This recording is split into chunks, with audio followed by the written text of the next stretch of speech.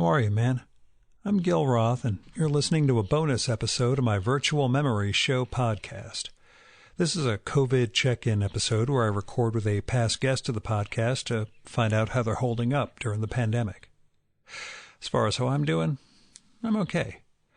I woke up pretty early this morning, and rather than let my Apple Watch berate me for not getting up and walking enough every hour, I took a stroll around my yard around 5:45. I stood there in the cold. It's a freeze watch this morning. Stood there in the cold for a little bit, and I just kind of looked at the quarter moon through the trees and power lines as the sky is starting to lighten. And then I closed my eyes and I listened to the birds waking up and chirping their hellos to each other. It's kind of a nice start.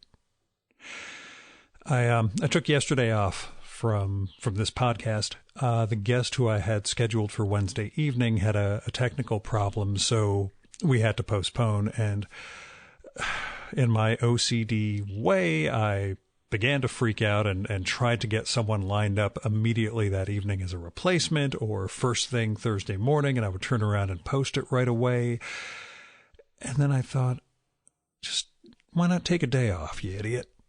And I know I got this whole thing about habits and routines, and when I say something is daily, it has to be absolutely daily. And then I just took it easy on myself, because what the hell do I need to beat myself up over something like that for when we're all going through what we're all going through?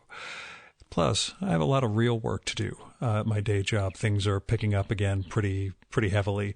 So I decided discretion, better part of valor, etc. You guys can go a day without hearing from me. So now I've forgotten how to do everything. Which takes us to today's guest. I'm speaking with Whitney Matheson, who was one of the last people I recorded an in-person conversation with. Whitney's a pop culture writer and critic who makes this fantastic weekly email with all sorts of cultural recommendations written in this unique, inimitable, personal but not TMI style. She's a wonder. She was introduced to me by our previous guest, Dean Haspiel. There are links to her email and her amazing and wonderful Patreon, which has these great patron-only projects that she posts. That'll all be in the show notes for this episode. I strongly suggest you subscribe to the email and show her some support. Now, the thing is, Whitney came down with COVID-19 about a week after we recorded, as did my other pod guest that day.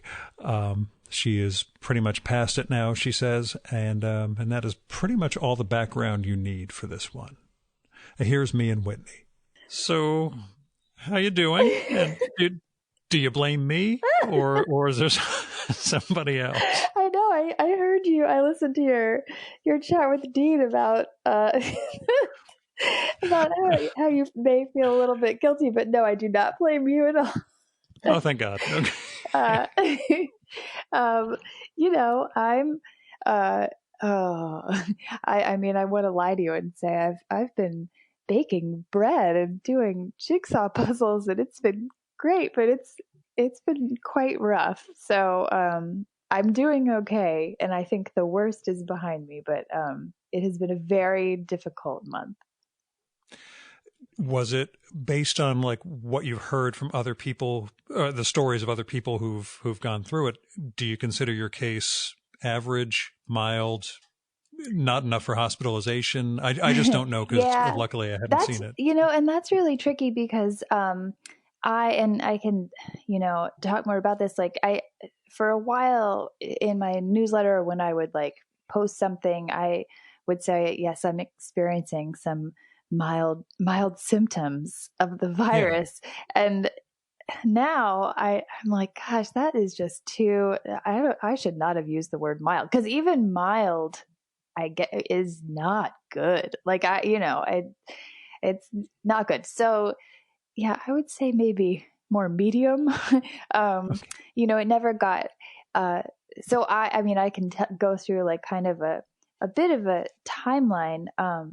Like on March 15, I don't remember the date when we talked, but I think We spoke on the 7th. That was the okay. last time I've come into the city, was that Saturday, March 7th. Okay. So once you mentioned it in your email, I started like, wait a second, just, just checking to see, but go on. Yeah, so like March 15th, that was when I abruptly lost my sense of taste and smell.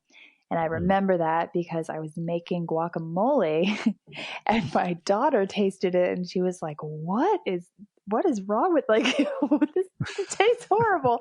And I realized, oh my gosh, I can't taste this or anything at all. So that is sort of when, I mean, it's really hard to pinpoint like when all of this started for me, but that's certainly like that's the thing that makes it very, and that was before people talked about even that as a common symptom. But so I didn't know what was going on.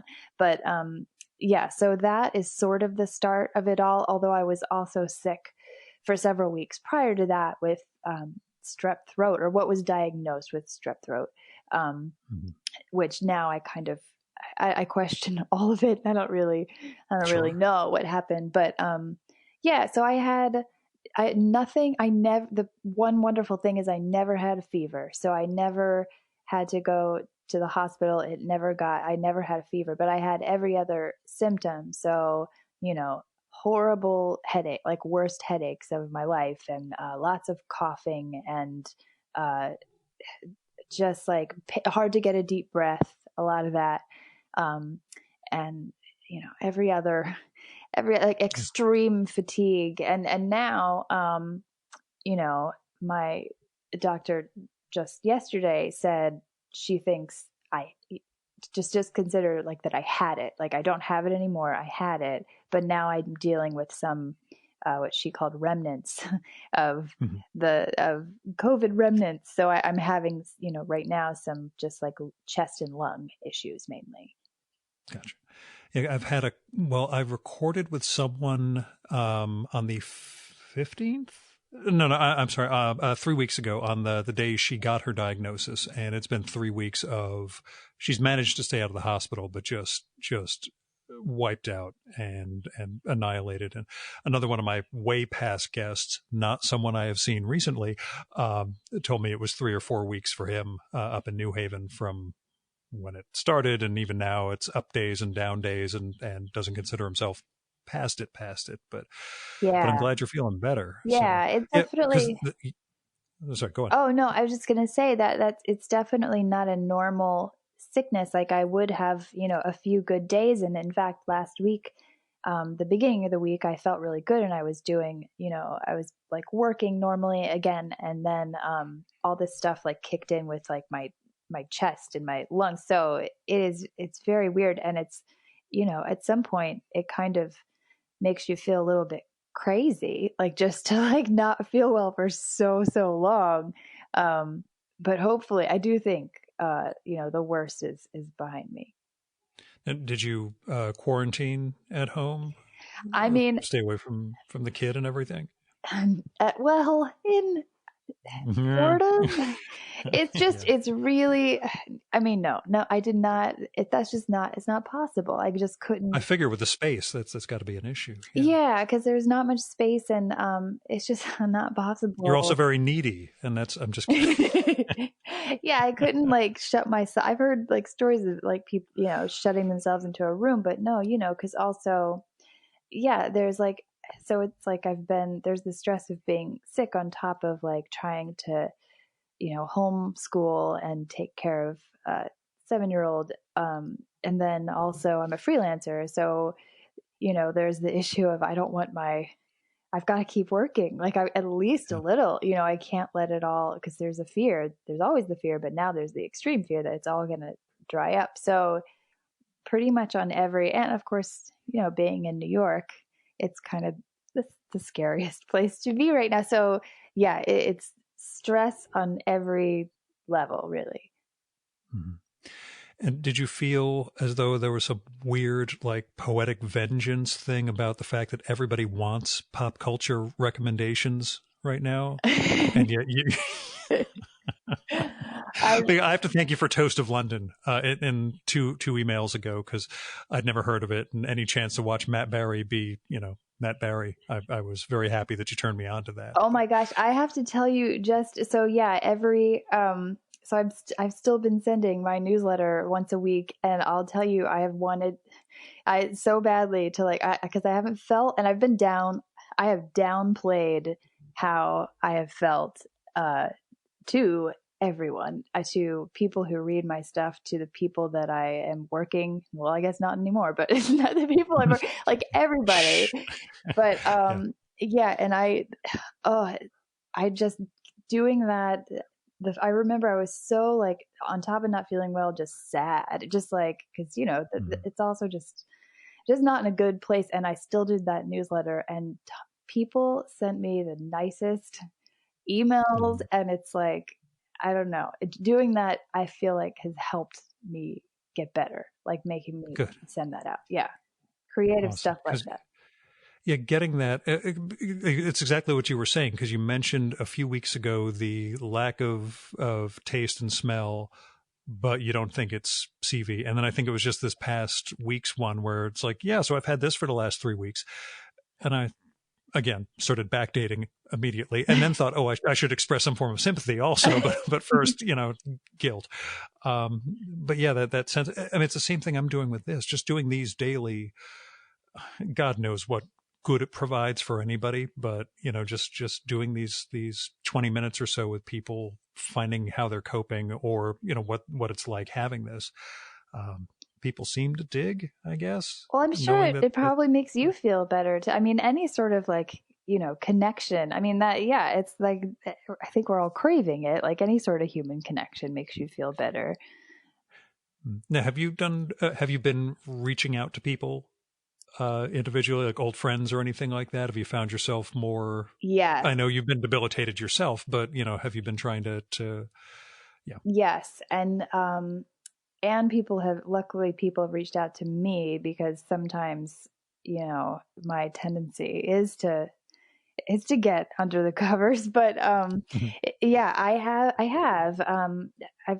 try to have to talk to at least one person, like one friend a day. But yeah, I've done that, and through phone calls, but then also I've done a couple just Zoom sessions. There was Dean mentioned we did a Zoom salon where everybody shared stuff they'd written since all this started. Any way to try to have contact with people, because it's tough. I'm used to, and you should not feel guilty. I mean, come on.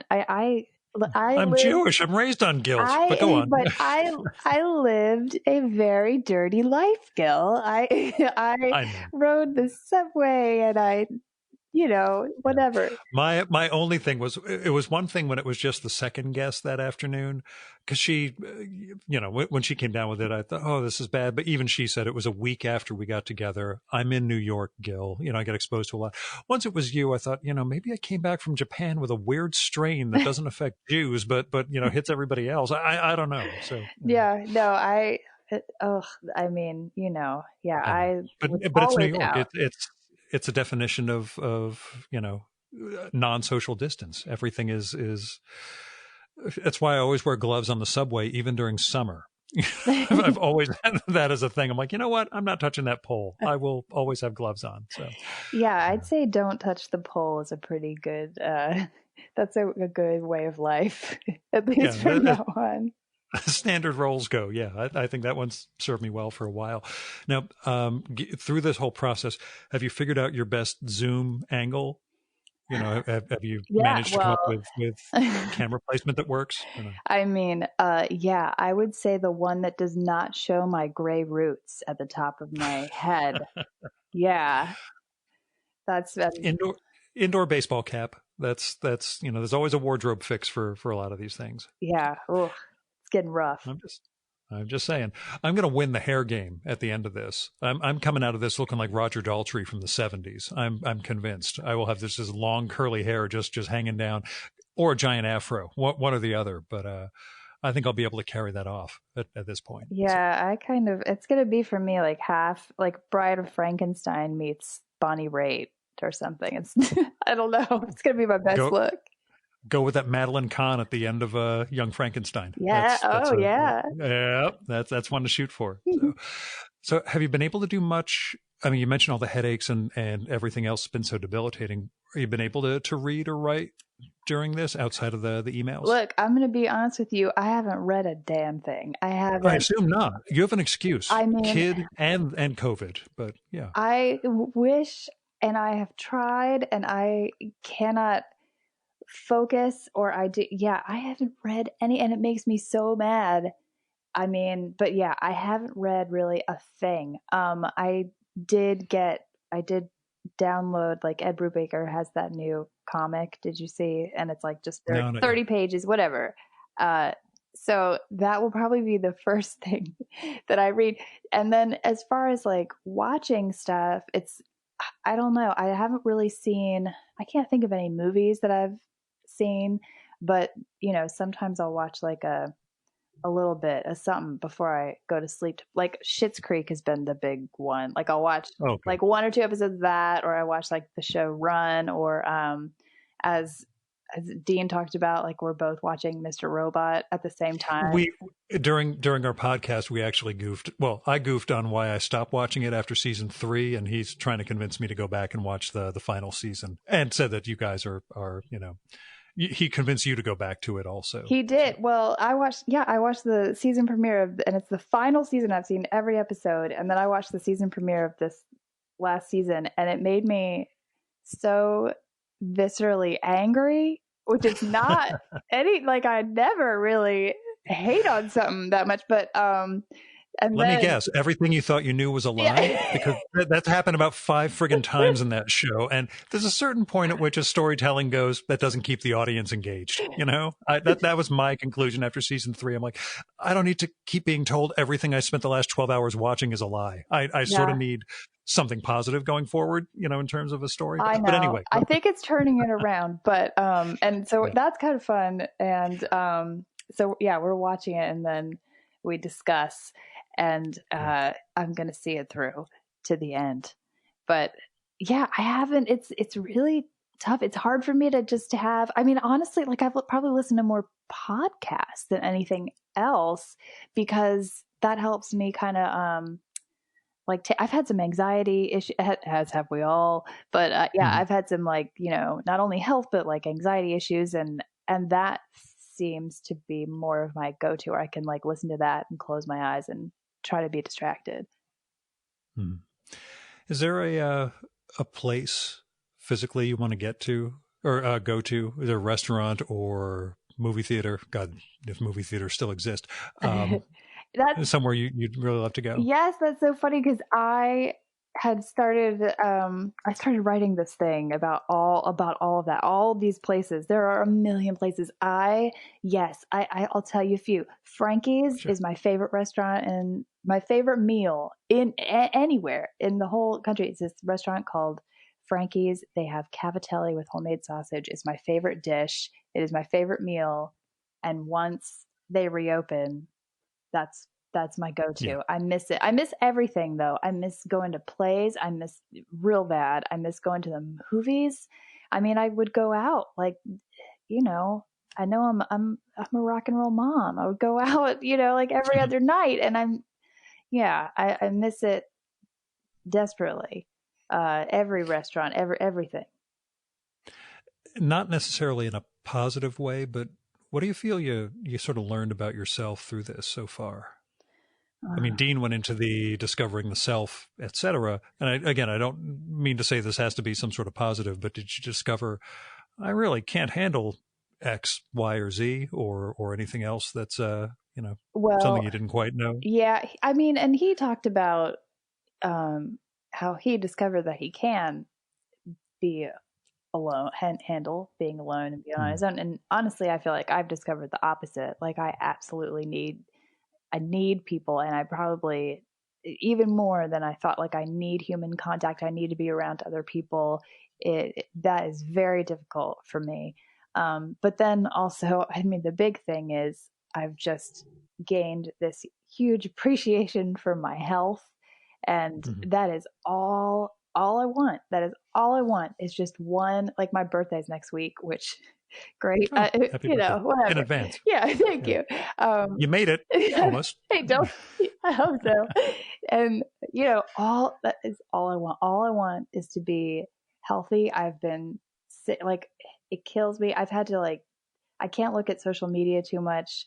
It's cool that some people are having a great time and just hanging out and making the best of it, but it has been not good for me, and it sucks to wake up every day. I have a new empathy for people who deal with who are not physically well or have any type of chronic pain or anything. So yeah, that is the big takeaway. Is I just have an appreciation for health in a huge way that I don't know that I did before. Have you had time and the ability to think about what this all means for for pop culture, for TV, things like that? All these things that have to go on hiatus that you were part of what you commented on, especially back when you had the column, but are also still part of you and your profession. Right. I mean, yeah, I think of course it's already started to affect stuff. We're getting, did Dean tell you we're going to get a lot of crappy art? I was saying the other I didn't need him to tell me that, but I sort of guessed. I was saying the other day, we're going to get all sorts of just bad acoustic albums, just real bad stuff. But yeah, I mean, I don't know. I honestly have kind of a positive outlook on it because I think the changes are going to, even with what we saw with Saturday Night Live, and how they were forced to do an at-home show, which of course, it was just, I just thought it's fascinating. Even of course it's like every other episode where some sketches are great and some fall flat, but it just it'll force people to think in a different way and be creative in different ways. And I think that's a positive thing. And yes, of course, some bad stuff's going to come out of that, but sure. I'm an optimist in the way that it's going to impact. I have to believe that in every way, hopefully there's everything's going to be better once we get through it all. Sure. And that's, I just wondered structurally if there's no new programming for a year because you can't get more than 3 people in a room, well, do things what a change? damn relief that would be, because I can't keep up with all this TV. Finally, that's been my thing for a while. We can all finally get to Treme. Yeah. We could finally watch that series we've been putting off for 5 years or 10 years. Look, I've been meaning to watch The Shield for 20 years, so maybe now it's my time. Yeah. It also makes me think of when the writer's strike hit and Breaking Bad had to make the decision. I don't know if you know the story, and you're a Breaking Bad fan or not. Oh, yeah. Okay. That Hank, the brother-in-law, was going to be killed off at the end of season 1. But because they only had 7 episodes because of the writer's strike, they had to keep him around. And of course, the relationship between Hank and Walter becomes this epic 5-season thing. Yeah. But the original plan was to kill him off in episode 12 or 13. So, yeah, and I mean, that does remind me, the writer's strike. Some interesting stuff came out of that. That's when we started to see a bunch of web series and independent stuff. Yeah, it's just, I don't know. It's forcing people. I mean, unfortunately, it's so hard. It's all right now. It's hard because everybody's so stressed and it's just tough. But ultimately, I think it's a good thing if it forces you to make things in a new way.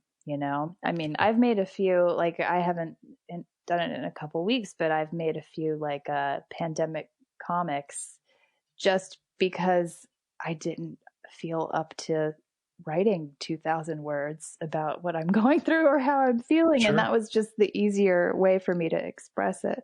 So, people are still going to make stuff, and some's going to be terrible, but some's going to be amazing, I think.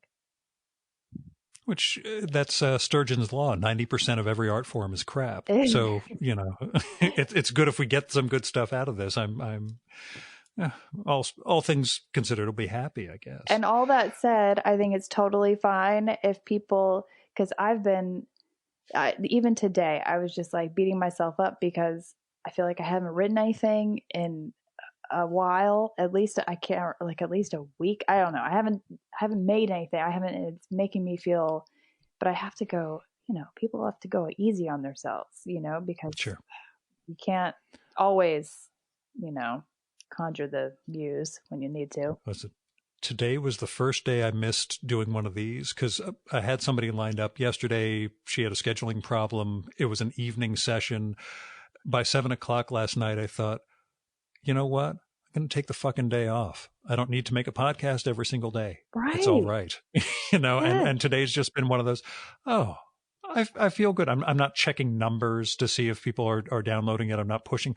I'm like, it's nice to take, the streak is nice and I don't need to be Cal Ripken. I could take a day off here and there. So, of course, luckily I will now have you all set for tomorrow, which will be today by the time anybody listens to it. But by then it'll be yesterday or something. Well, can I ask you, so you're doing these every day, which is amazing. Mm-hmm. Are you doing it?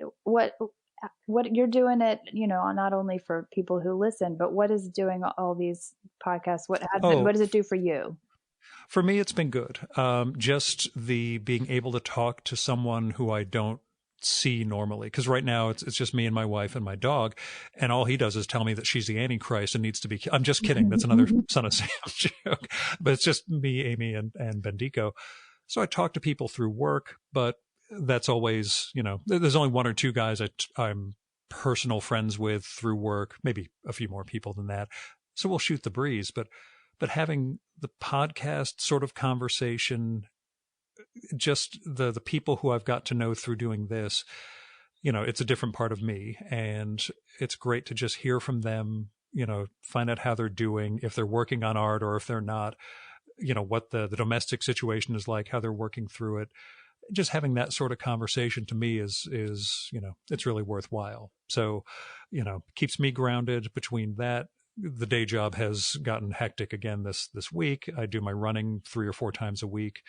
I manage to keep some sort of balance as long as I don't end up contracting what you got. So, and I'm glad I didn't get it from you either. So, I've finished it. Yeah. Because you remember, you wanted to, you gave me the open arm, hug thing when we opened the door. And I was like, no hugs. I just got back from Japan. Yes. That was, yeah. Ooh. Now, turns out I was a smart guy, huh? Yeah. Well, yeah. That could have been a disaster. Yeah. But no, it really has been good for me just to be able to talk to artists and writers and cartoonists and people and just hear something that's not about my legislative stuff by day and all the other stuff. It's, I never like to think any of you guys are my friends because I assume all of you forget who I am the moment I leave the room. Oh my God. Because of that level of self-esteem. But, it is good for me just to know you guys are out there and to feel that sense of the conversation continuing from however many years ago. The person I'm recording with later this evening is the very first person I ever recorded with who wasn't friend or family member. Oh. That's like 2012. Somebody said, "Oh, you need to interview my friend." And she has this book out, and we recorded in 2012. She's been on the email list all these years. And when I sent out I'm working on this daily thing, she's like, "Oh yeah, that'd be great. Let's do that." And I thought, oh my God, I started looking back in the archives. I'm like, yeah, she is the first person I didn't know when I sat down at a table. And the idea that 8 years later, we still have enough of a relationship, even though we've never corresponded, that we're going to be able to catch up and just shoot the breeze for half an hour about how she's dealing, what's changed in her life, etc. Yeah. It's kind of awesome. It's like having friends, but only in like small increments so that none of you get sick of me. So that's Oh, you're so silly. All right. I'm pretty self-deprecating. You get back to it, feel better, make some comics. And what day is your birthday?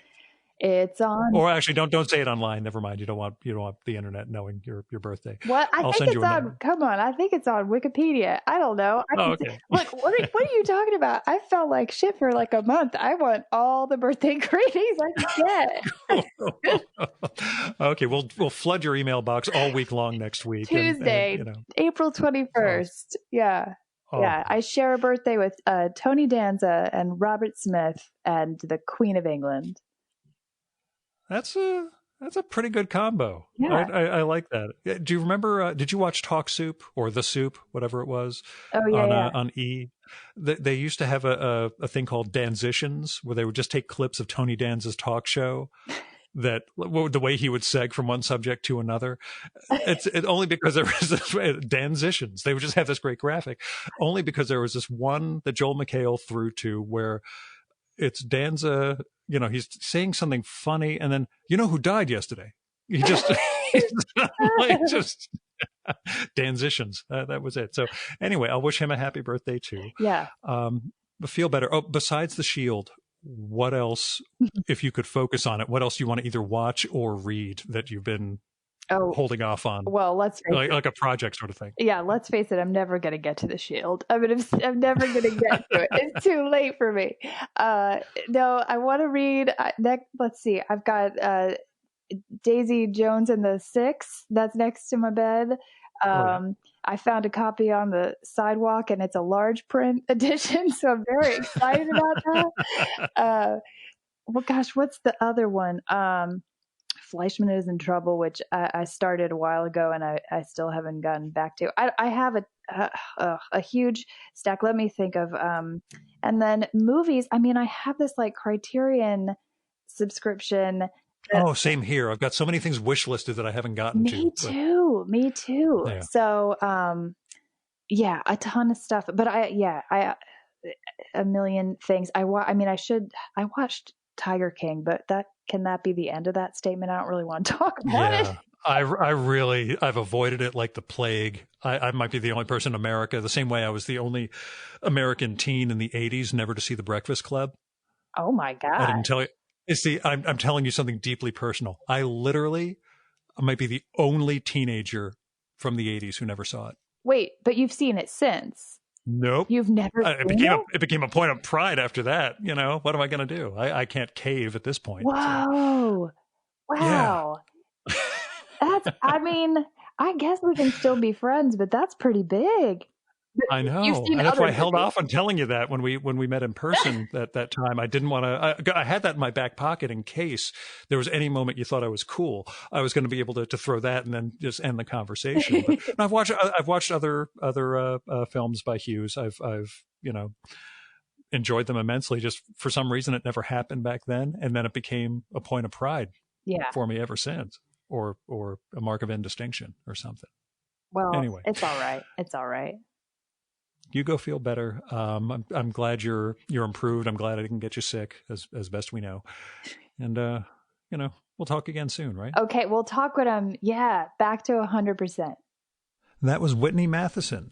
Go check out her work via Twitter at Whitney Matheson, Instagram at The Whitney Matheson, her website, whitneymatheson.com, and her Patreon, which is also Whitney Matheson. That's spelled WHITNEYMATHESON.